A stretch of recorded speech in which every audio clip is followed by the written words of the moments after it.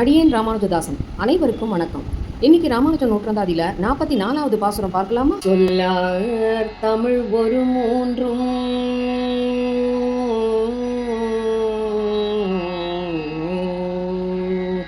கருதிகள் நான்கும் எல்லையில்லா அறநெறியாவும் தெரிந்தவன் என்னரும் சீர் நல்லார் பரவும் ராமானுஜா திருநாமம் நம்பிக்கல்லார் அகல் இடத்தோர் எது பேரு காமிப்பரே.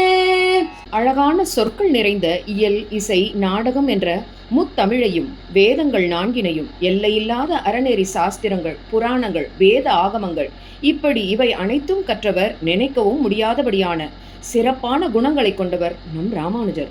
இவரை எப்பொழுதும் நல்லவர்கள் சூழ்ந்திருப்பர். உலகில் ஒருவன் கடைத்தேற வேண்டும் எனில் ராமானுஜரின் திருநாமங்களே என்பதை நம்பி அதை சொல்லாதவர்கள் எது பாக்கியம் என்பதை அறியாமல் இருக்கின்றனர். இனி திருக்கோட்டியூர் நம்பி ராமானுஜரை பரீட்சித்த 18 வார்த்தைகள் என்ன என்பதை பார்ப்போம். இந்த பரீட்சையை ராமானுஜர் நம்மை போன்றோருக்காக பொறுமையுடன் ஏற்றுக்கொண்டார் என்பதை அடியேன் முன்னமே சொல்லியிருந்தேன். ஏனென்றால் இந்த 18 வார்த்தைகளும் அவரிடம் இல்லாமலா அவர் சந்நியாசமேற்றிருப்பார்? ஆகையால் இந்த 18 வார்த்தைகளும் நமக்கானதே. இனி வார்த்தைகளை பார்ப்போம். மோட்சத்தில் ஆசை உடைய ஜீவன் வாழ்க்கையில் ஆசையை துறக்க வேண்டும். நம் ஆசையை ஆழ்வார், ஆச்சாரியர்கள், திவ்ய தம்பதிகளான பெரிய பிராட்டி, பெரிய பெருமானிடமே இருக்க வேண்டும். இதுவே முதல் வார்த்தை. மோட்சத்தில் ஆசை உடைய ஜீவன் உலக வாழ்க்கையில் உள்ள பற்றுகளை துறக்க வேண்டும். அவ்வாறு பற்றுகளை துறக்கும் போது அகங்காரம், நான் என்கிற செருக்கு மற்றும் மமகாரம், எனது என்ற பற்று அழியும். தேக அபிமானம் நீங்கும். இவை நீங்கினால் உடலில் மீதுள்ள அதீத ஈர்ப்பு, தேக அபிமானம் விலகும். உடல் பற்று நீங்கிய பிறகுதான் உண்மையான ஆத்ம ஞானம் பிறக்கும். ஆத்ம ஞானம் உதித்தவுடன் உலகியல் இன்பங்கள் மற்றும் செல்வங்கள் மீது வெறுப்பு உண்டாகும். உலக இன்பங்களை வெறுத்தால்தான் எம்பெருமானிடம் உண்மையான பற்று ஏற்படும்.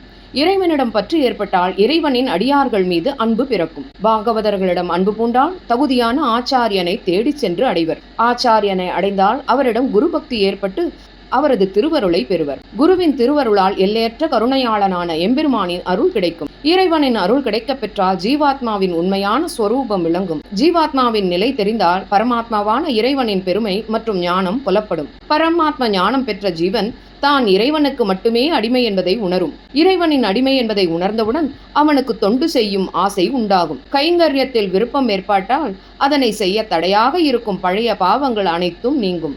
பாவங்கள் நீங்கியதால் பெருமானின் திருநாமங்களை சொல்லும் பாகியம் கிட்டும். திருநாமங்களை இடைவிடாது உச்சரிப்பதன் மூலம் அவனது திருவடிகளில் முழுமையான சரணாகதி ஏற்படும்.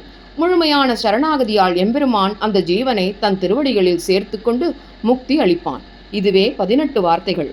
இப்படி மேற்கூறிய ஒவ்வொரு வார்த்தைகளையும் சொல்லி இவற்றை அறிந்தபின் வா என்று சொல்லி அனுப்பினார். ராமானுஜர் பொறுமையுடன் இருந்தாலும் எங்கே தனக்கு அவ்வார்த்தங்கள் கிடைக்காமலேயே போய்விடுமோ என்று தாபத்துடன் நொந்து கொண்டு வருத்தப்பட ஆரம்பித்தார். இனி அடுத்த பகுதியில் திருக்கோட்டியூர் நம்பி திருமந்திரம் சரமஸ்லோகத்தின் அர்த்தங்களை ராமானுஜருக்கு கொடுத்தாரா இல்லையா என்பதை பார்ப்போமா?